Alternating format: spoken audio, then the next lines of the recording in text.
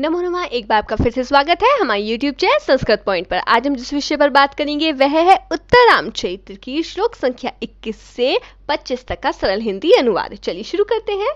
राम, भगवान श्री राम कह रहे हैं, क्या कह रहे हैं? सत्वर्म अन्यतो दर्शनम, अर्थात अन्य तो दूसरी ओर शीघ्र ही दिखाते हुए, देवी वेदेही, देवी विदेह पुत्री सीता, इंगुदी पादपः सो अयम श्रृंगवेरपुरे पुरा निषादपतिना यत्र स्निग्धेन आसीत समागमः। कहने का क्या तात्पर्य? देखिए, ध्यान दीजिए।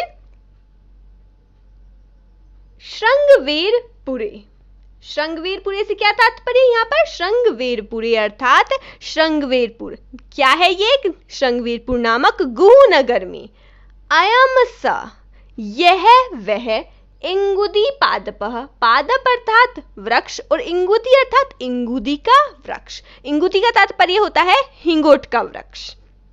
यत्र अर्थात जहां पर, पूरा पहले, पहले कब अर्थात पहले से मतलब है वनवास के समय, स्निग्धेन प्रेम युक्त या फिर हम कहेंगे स्नेह युक्त, निषाद पतिना, स्नेह से युक्त कौन? निषाद राज, समागमः आसीत अर्थात सम्मिलित हुआ था या फिर जिस समय हमारी उनसे भेंट हुई थी। इस समय वर्णन क्या चल रहा है कि जो भगवान श्री राम है वो सीता को क्या दिखा रहे हैं? श्रृंगवेरपुर नामक गुह नगर जो है उसको दिखाते हुए वो कह रहे हैं यह वही हिंगोट का वृक्ष है। इंगुदी पादप अर्थात ये जो चित्र में वृक्ष दिखाई दे रहा है ये कौन सा वृक्ष है? इंगुदी वृक्ष है, जो कहां पर था? श्रृंगवेरपुर में था। और यहीं पर जिस समय यत्र, यहाँ पर पूरा पहले अर्थात वनवास के समय हम लोगों की किससे? निषादपति अर्थात निषाद राज से समागमः भेंट हुई थी अर्थात हम निषाद राज से मिले थे। यहाँ पर इसका वर्णन है। चलिए अगले श्लोक पर ध्यान देते हैं। पुत्र संक्रांत लक्ष्मीकई यद वृद्धेष्वांकुभि धृतम, धृतम बाल्ये तद आर्येण पुण्यम अरण्यक व्रतम। कहने का क्या तात्पर्य? देखिए, पहले जान लेते हैं कहा किसने है। जो लक्ष्मण है यह वो कह रहे हैं। और क्या कह रहे हैं? जो चित्र में दिखाई दे रहा है, चित्र में क्या दिखाई दे रहा है कि जो भगवान श्री राम है वो जटाओं को धारण करते हुए वन की ओर जा रहे हैं। तो वो कहते हैं, क्या कहते हैं? ध्यान देते हैं। पुत्र संक्रांत लक्ष्मी कई, पुत्रों को राजलक्ष्मी समर्पित कर देने वाले। क्या कह रहे हैं? पुत्र संक्रांत लक्ष्मी कई, पुत्रों को राजलक्ष्मी समर्पित कर देने वाले कौन? व्रत इक्ष्वाकु भी अर्थात जो बूढ़े हैं व्रत इक्ष्वाकु वंशी राजाओं ने, यद धृतम जो धारण किया था। क्या धारण किया था? पुण्य, पुण्य अर्थात पवित्र, तद, तद अर्थात उस पवित्र, आरण्यक व्रत, आरण्यक व्रत कौन सा होता है? वानप्रस्थ व्रत को, अर्थात जो इक्ष्वाकु वंशी राजा है वृद्ध, वृद्ध जो इक्ष्वाकु वंशी राजा हैं उन्होंने यद धारण, जो धारण किया था, तद पुण्य आरण्यक व्रत, उस पवित्र वानप्रस्थ व्रत को आर्येण, आर्य राम ने, बाल्ये धृतम बाल्यावस्था में ही धारण कर लिया था अर्थात धारण कर लिया है।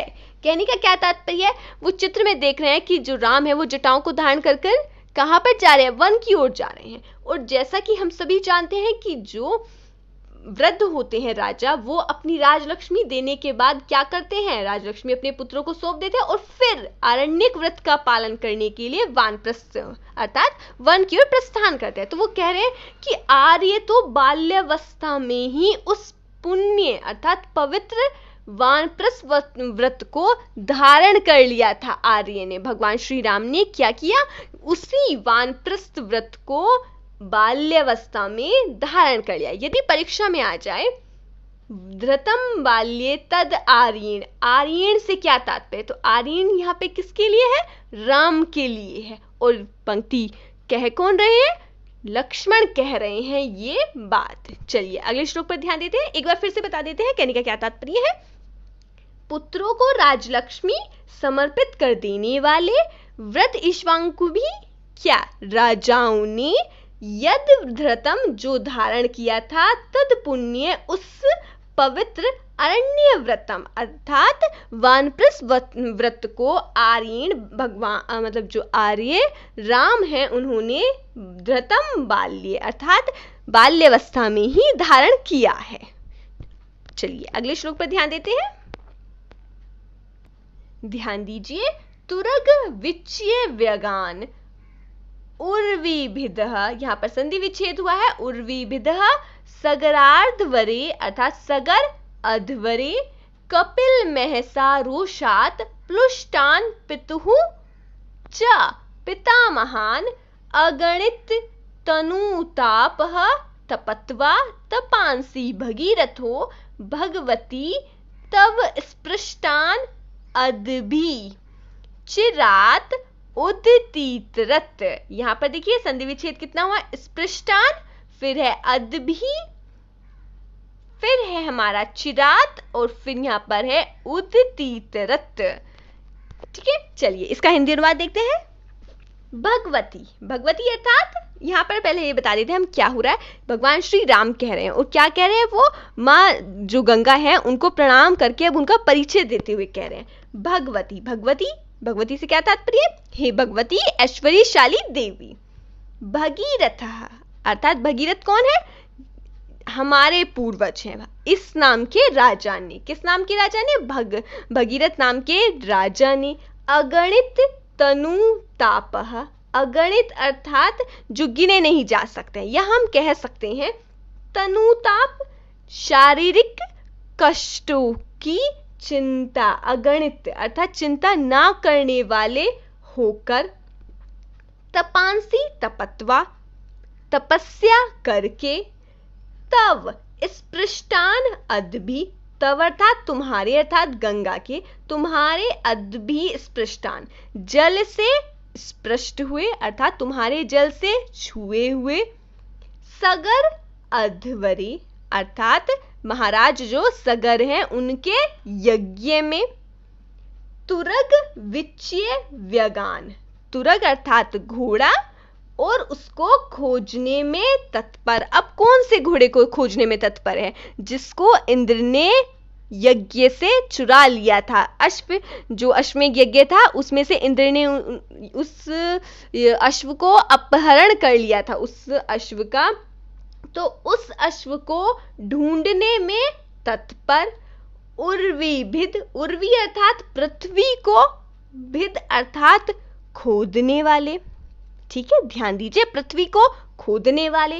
रोषात कपिल महसा, रोषात अर्थात क्रोध से, कपिल महसा अर्थात कपिल मुनि के तेज से, प्लुष्टान, प्लुष्टान अर्थात दग्ध हुए। अब कौन दग्ध हुआ है, रोष अर्थात क्रोध से, कपिल मुनि के तेज से दग्ध हुए।